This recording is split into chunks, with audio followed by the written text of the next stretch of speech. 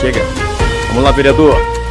Vamos lá, agora o segundo bloco. A gente tem aí uma situação bombástica.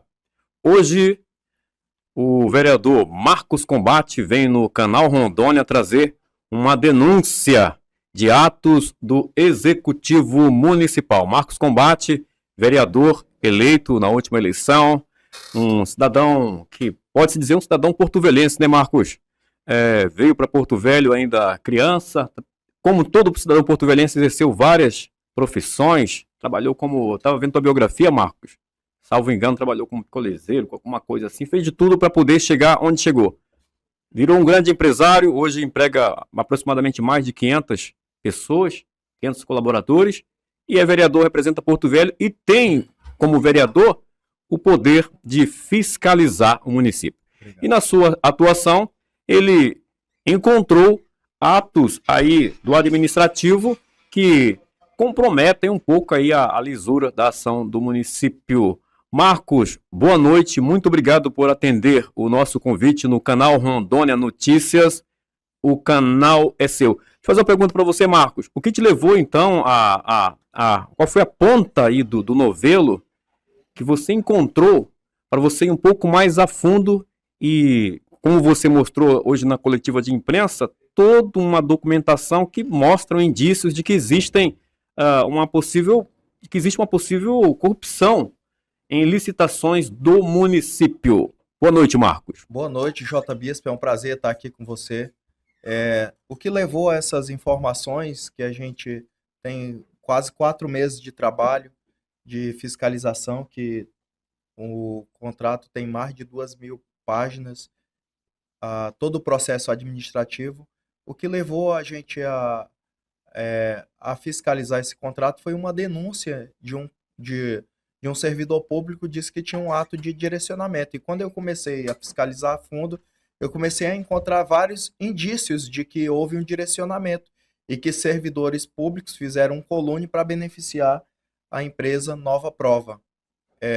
Começou primeiramente nas cotações de registro de preço, 2 empresas de fachada, 2 empresas que cotaram, não são do mesmo segmento, mas que elas foram usadas apenas para levantar o valor estimado da licitação. A empresa Nova Prova apresentou o valor correto, né? Ela é do segmento, mas as outras, inclusive uma dessas empresas, ela funciona numa casa, ou seja, não existe. É uma empresa fantasma, a outra existe, mas é uma empresa que fornece forro. E o objeto da licitação é pedreiro, é carpinteiro, é eletricista, é mão de obra. E eles mudaram o objeto da licitação, colocaram a atividade laboral, sendo que o Ministério Público, o Tribunal de Contas, a Polícia Federal, a própria Assembleia Legislativa fizeram uma licitação semelhante e o termo técnico que eles usaram foi licitação de copeiro, de pedreiro, de servente de limpeza. Então, assim, esses são os termos técnicos a ser usado na licitação. E eles mudaram essa nomenclatura para restringir os participantes. Só deu 3 empresas. Um contrato de mais de 13 milhões de reais, geralmente dá em torno de 50 empresas um pregão eletrônico desse. Mas, por incrível que pareça, o pregão da Indu deu somente 3 empresas. Uma empresa com valor de 21 milhões e uma outra empresa ofertando o mesmo valor. E dá para entender também, meu amigo, que essas empresas estavam tudo combinadas, que é um colúnio entre elas ali também. Perfeito. Porque praticamente elas estavam combinadas para que a empresa Nova Prova viesse ganhar o certame. Além disso, o valor estimado da licitação da Endu é valor sigiloso. De acordo com a lei das estatais, não é regida pela Lei 14.133, a nova lei de licitação, mas sim pela lei própria das estatais. O orçamento é sigiloso, mas por incrível que pareça, a empresa Nova Prova sabia do valor estimado, sabia daquele valor. Se ela não ganhasse no preço, ganharia porque as outras empresas seriam desclassificadas por inexigibilidade. Ou seja, ela ia dar um lance ali e ia se aproximar do valor estimado. Marco, o interessante da coletiva de imprensa que aconteceu hoje no hotel foi que o Marcos, ele não só matou a cobra, mas mostrou o pau. Ele entregou para cada representante da imprensa presente todas as provas né, que são contundentes, né, Marcos? Aí E tem, são, de certa maneira, até irrefutáveis, né? exatamente, tem mais de 68 páginas se não houver uma responsabilização dos agentes públicos, é porque não existe mais não existe um poder, um poder por trás, que é o fiscalizador, os órgãos externos fiscalizadores é, estão passando a mão por cima, porque os elementos são fortes, graves indícios de direcionamento. Inclusive, a proprietária da empresa, ela trabalhou no gabinete do prefeito Léo Moraes quando era deputada estadual. Ela foi comissionada dele.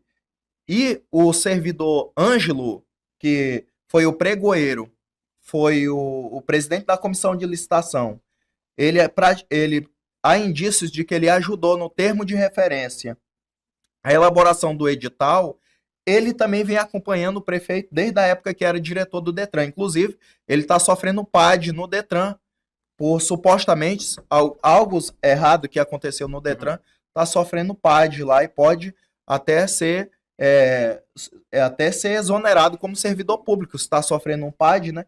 E ele estava nomeado na CEMUSA, foi exonerado na CEMUSA justamente para cuidar desse contrato na Endu. Então há uma blindagem, com o prefeito de Porto Velho blindando os servidores públicos para ajudar no interesse próprio de uma ex-comissionada. Você, como vereador, certamente deve ter procurado, não sei se o prefeito te recebe, mas você deve ter procurado o prefeito e alertado de vícios na licitação.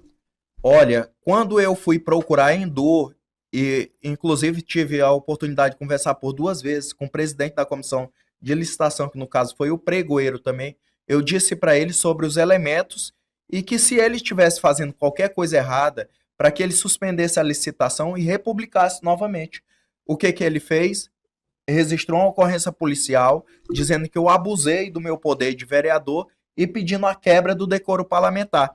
E depois disso, eles fizeram, não satisfeito com isso, fizeram um dossiê e mandaram para o Tribunal de Contas dizendo que eu mencionei o nome do conselheiro Paulo Cúrio, um conselheiro extremamente sério dentro do Tribunal de Contas.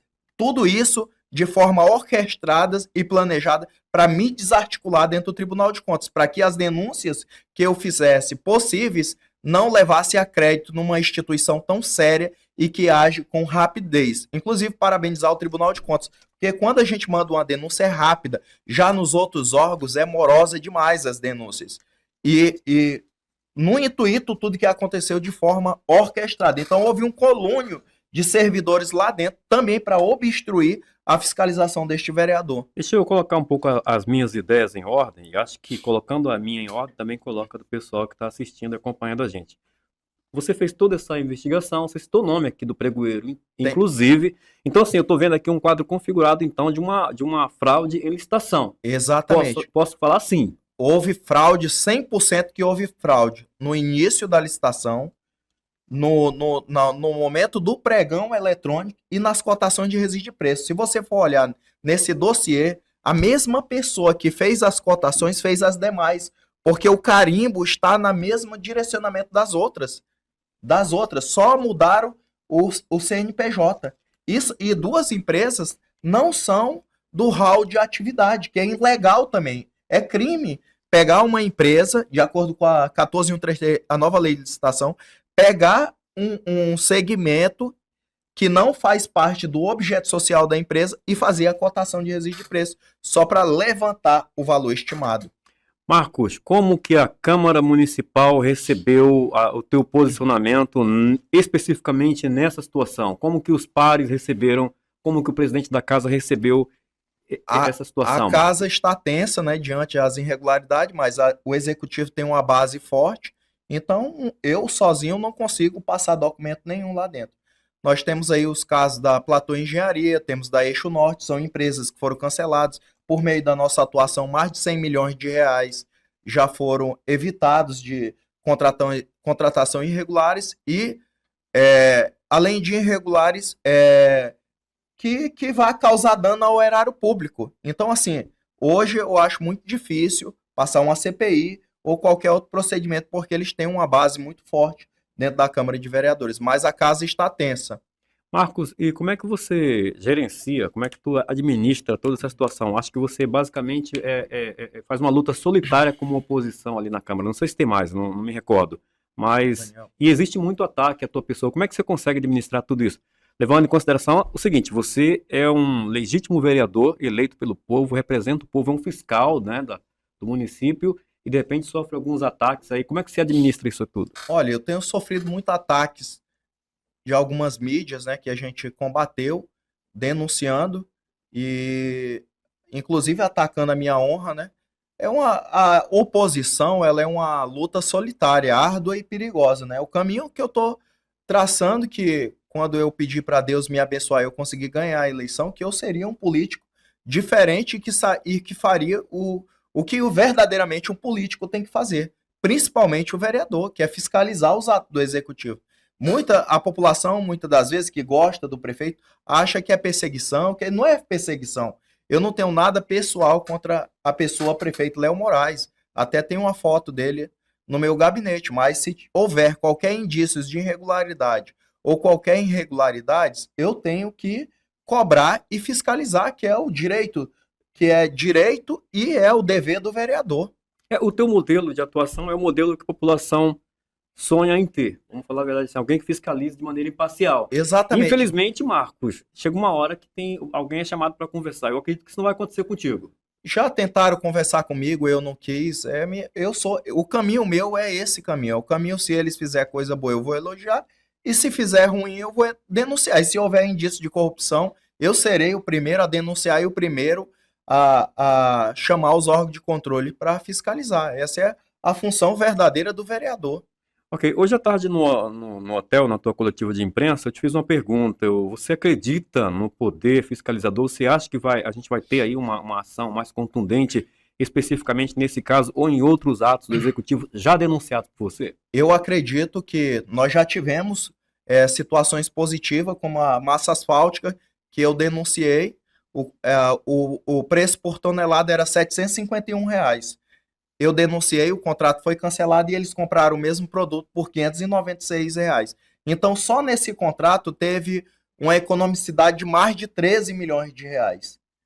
E no outro da Platô Engenharia, 36 milhões, que nós temos os engenheiros e os arquitetos no município de Porto Velho. Foram empresas canceladas. Então eu acredito na justiça, eu acredito no Tribunal de Contas, eu acredito na Polícia Civil, eu acredito no Ministério Público e acredito na Polícia Federal também, que nós notificamos todos esses órgãos para investigação. E você acredita nos pares? Você acredita que os pares, a presidência deverá tomar alguma ação mais contundente? Eu Porque já foi acredito. falado aqui que o bloco do prefeito é grande lá, mas Exatamente, eu acredito assim. Hoje, como eu disse, ele tem uma base muito forte dentro da Câmara de Vereadores. Mas o vereador não vai colocar o seu CPF em risco para ninguém. Quando chegar o momento, os órgãos de controle fiscalizar, e aí a casa vai tomar uma atitude que tem que tomar, que é o correto. Marcos, inclusive eu vou deixar aqui o canal aberto para que a assessoria do prefeito, inclusive a vice-prefeita é muito Sim, amiga minha, de muito tempo, aberto para fazer qualquer refutação. A gente abre o canal em outro momento para que haja uma explicação, de repente uma contraposição.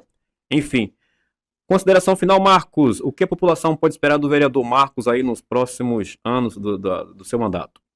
o que pode esperar é que nós teremos um mandato independente, combativo, que nós vamos denunciar, que eu sei que vocês estão sofrendo por muitos anos, porque nunca houve uma fiscalização independente como a nossa. E causa até estranheza e achando que a gente está à procura de algo.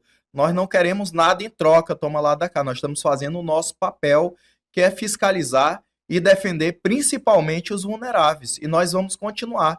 Que você entre por meio do nosso canal de comunicação. Nós temos o Instagram, Marcos Combate, nós temos TikTok, nós temos Facebook, nós temos todos os canais de comunicação, temos o nosso gabinete, que você pode mandar denúncia, pode me seguir na rede social, eu aceito o contraditório. É assim, tem que ser a Claro, crítica, tem que eu ter. não sou 100% dono da razão, eu erro, tenho várias falhas, mas nós vamos continuar com o nosso mandato independente. O independente é não fechado com conchavos políticos e nem com grupos políticos, e a gente votar de acordo com a nossa consciência e principalmente que vai beneficiar a população de Porto Velho. Marcos, antes que eu me esqueça, ainda tem um tempinho aqui. Que ação o vereador Marcos Combate já tem aí desde o início do seu mandato que possa ser capitulado aí para o município de Porto Velho? Nós somos o segundo vereador com mais projetos de leis dentro da Câmara de Vereadores. Nós temos mais de 1.000 pedidos de providência. Nós temos 25% desses pedidos já foram realizados. Por exemplo, a ponte lá do Nacional, mais de 30 anos estava sofrendo uma ponte de madeira, idosos caindo, crianças caindo, a gente denunciou, combateu, foi lá e arrumou. Ali na Mamoré, na Vieira Caúla com Mamoré, quantos anos sofrendo por causa do saneamento básico, alagando ali, nós combatemos, a prefeitura está lá arrumando aquele trecho, graças à nossa fiscalização independente. Por isso que a oposição ela é importante, porque ela cobra os atos do executivo, mostra os erros onde as pessoas só mostram coisa boa para o prefeito. Então a gente está cobrando, nós temos, por exemplo, eu estou com um projeto de lei tramitando dentro da Casa de Vereadores, criando o Fundo Municipal de Macrodrenagem, ou seja, que 4% do orçamento seja destinado a esse